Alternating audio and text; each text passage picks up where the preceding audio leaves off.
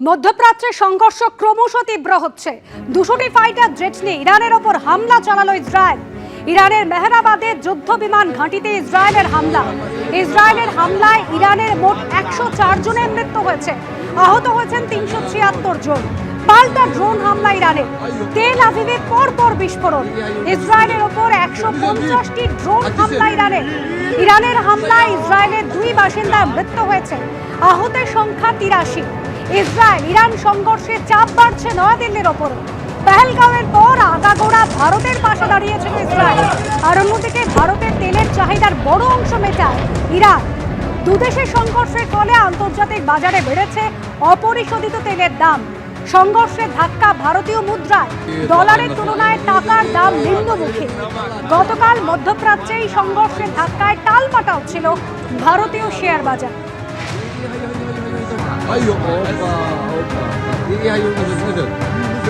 মধ্যপ্রাচ্যের যুদ্ধ পরিস্থিতির ফলে বেড়েছে অপরিশোধিত তেলের দাম। এমন চললে আরও তেলের দাম বৃদ্ধি পাবে, যার ফলে দ্রব্যমূল্য বৃদ্ধির আশঙ্কা থাকছে। এমনই মত আন্তর্জাতিক সম্পর্ক বিশেষজ্ঞ রাজাগোপাল ধর চক্রবর্তী। কিন্তু যেটা কটা সম্ভাবনা আছে, যুদ্ধ হবার ফলে ওই যে জায়গায় যুদ্ধটা হচ্ছে সেটা তো তেল উৎপাদনের জায়গা, তেল এবং তেল চলাচলের জায়গা।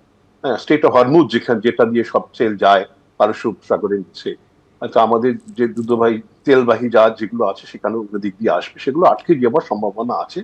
অলরেডি তেলের দাম তো ব্যাপকভাবে বেড়েছে এবং আরো বাড়ার সম্ভাবনা রয়েছে। যুদ্ধ কতদিন চলে তার ব্যাপকতার উপর নির্ভর করবে তেলের। ইসরায়েল এবং ইরানের মধ্যে যে সংঘর্ষ, তাতে নয়াদিল্লির ওপরেও কিন্তু ক্রমশ চাপ বাড়ছে। কারণ ইসরায়েল পেহেলগাঁও কাণ্ডের পর যেভাবে জঙ্গি হানা হয়েছিল, সেই সময় ভারতের পাশে দাঁড়িয়েছিল।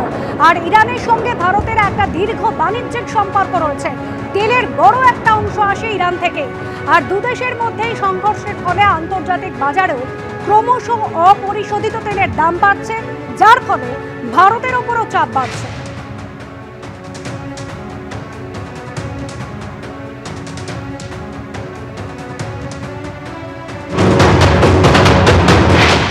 একটু তো একটা আমাদের দ্বন্দ্ব রয়েছে, কারণ ইসরায়েল সত্যি আমাদের বহুদিনের সম্পর্ক, কিন্তু প্যালেস্টাইনের সাথে বা আপনি যদি দেখেন আরবের কোনো দেশের সাথেই আমাদের খারাপ সম্পর্ক না, এবং ইরানের সাথেও যথেষ্ট ভালো সম্পর্ক, এবং আমাদের নিজস্ব কিছু স্বার্থ রয়েছে।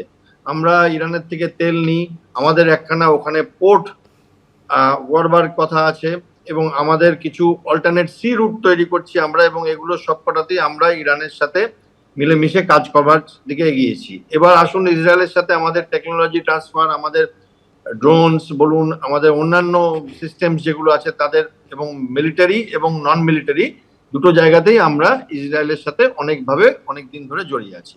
এবার ভারতকে আমার মনে হয় 2 নৌকায় পা দিয়েই চলতে হবে। সেটাই ভারতের নিউ নর্মাল হওয়া উচিত। যেমন আপনি যদি দেখেন রাশিয়া আর ইউক্রেন ওয়ারে আমাদের প্রধানমন্ত্রী 2 দেশের শীর্ষস্থানীয় যে ব্যক্তিরা আছেন, পুতিন এবং জেলেনস্কি, তাদের দুজনের সাথেই কথা বলেছে। তো আমার মনে হয় সেভাবে এটাকে ভারতকে ম্যানেজ করতে হবে। কোনো একজনের পক্ষ নিয়ে ভারত দাঁড়িয়ে পড়লে সেটা ভারতের পক্ষে এই মুহূর্তে বোকামো হবে, এবং আমার মনে হয় সেটাই ভারত করবে।